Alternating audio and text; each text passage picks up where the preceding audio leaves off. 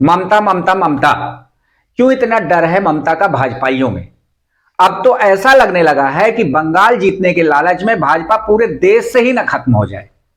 बंगाल चुनाव को जहां ममता एक सामाजिक युद्ध की तरह लड़ रही हैं, तो भाजपा केंद्रीय सरकारी मशीनरी का सहारा लेकर जीत के दावे कर रही है। पर जमीनी हकीकत यह है कि ममता अंगद के पैर की तरह बंगाल से हिलने को तैयार नहीं है।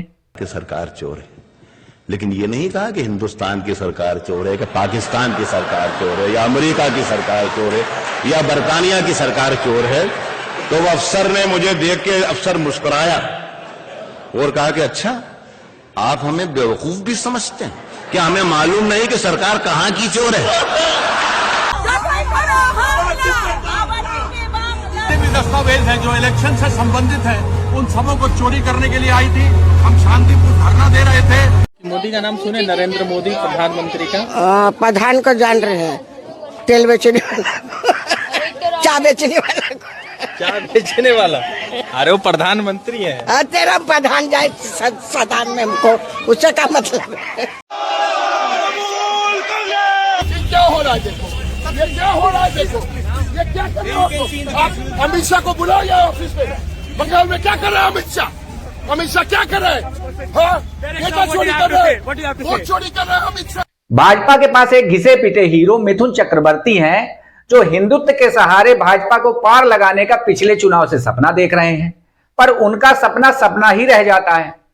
इधर ममता के साथ सुपरस्टार शत्रुघ्न सिन्हा और सोनाक्षी सिन्हा के साथ ही ममता की शेरनी सायोनी घोष भी जमकर मुकाबला कर रही हैं। मोदी जी इस मंच से आपको एक बात बोल रहे हैं कि ममता का क्षमता 2026 में बंगाल आपको दिखाएगा, 2026 में आपको दिखाएगा। और ये नाम याद रखिएगा, ममता बनर्जी बंगाल की नारी, हवाई चप्पल सफेद साड़ी, एक नाड़ी 100 पे भारी। खेला होगा, दिल्ली का लड्डू खाया है, अब बंगाल का रसगुल्ला और राजभोग खिला के आपको अब की बार यमुना पार भेजेंगे, अब की बार यमुना पार। तो पलड़ा तो ममता का ही भारी है। जरा सोचिए, पश्चिम बंगाल में हर बार चुनाव में छापे मारे जाते हैं, पर ममता के खिलाफ कुछ नहीं मिलता। मिलेगा भी कैसे, क्योंकि ममता के पास एक चप्पल और साड़ी के अलावा कुछ है ही नहीं। एक चीज जरूर है उनके पास, वो है बंगालियों की सेवा और समर्पण, जिसे ममता के जीते जी तो कोई नहीं छीन सकता। याद करिए कि चुनाव के पहले झारखंड के मुख्यमंत्री को भी जेल में डाला गया था, पर परिणाम कुछ नहीं मिला। तब झारखंड की शेरनी कल्पना सोरेन ने जीत हासिल की और हेमंत को फिर से मुख्यमंत्री बनाया। आइए अब जानते हैं ईडी के छापे की मुख्य वजह, जो अभी तक किसी को नहीं मालूम होगी।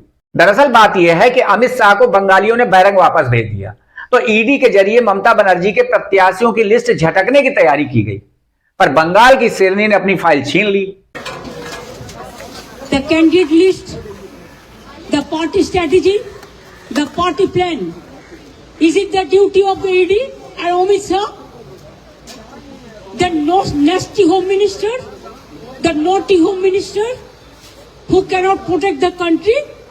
सही बात यह है कि अमित शाह जानना चाहते थे कि ममता कहां से किस प्रत्याशी को टिकट दे रही हैं, और उसी हिसाब से भाजपा भी अपनी रणनीति बनाती। पर भाजपाइयों का सपना धरा का धरा रह गया। आज जो लोग ममता पर कानून और संविधान का आरोप लगा रहे हैं, जरा सुप्रीम कोर्ट के उन निर्णयों के बारे में भी विचार करें जिन्हें अध्यादेश के सहारे फेल कर दिया गया था। मतलब जिसकी सत्ता उसके हिसाब से संविधान और कानून की व्याख्या होगी। मेरे हिसाब से तो बिल्कुल गलत है। इस बारे में भी आप अपनी राय जरूर लिखिएगा।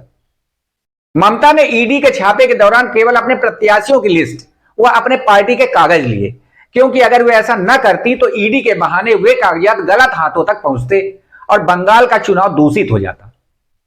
अब यह बात तो साबित हो गई कि भाजपाइयों को पता चल गया है कि बंगाल में ममता को हराना बहुत ही मुश्किल है। ना तो वहां हिंदू मुसलमान चल पाया और ना ही भारत पाकिस्तान। तो ममता एक बार फिर भारी बहुमत से आने वाली हैं। तो दोस्तों, मेरी इन बातों से आप कितने सहमत हैं, कमेंट बॉक्स में जरूर लिखिएगा। साथ ही मेरे चैनल को सब्सक्राइब करिएगा ताकि हमारे नए नए अपडेट्स आप तक पहुंचते रहें। नमस्कार।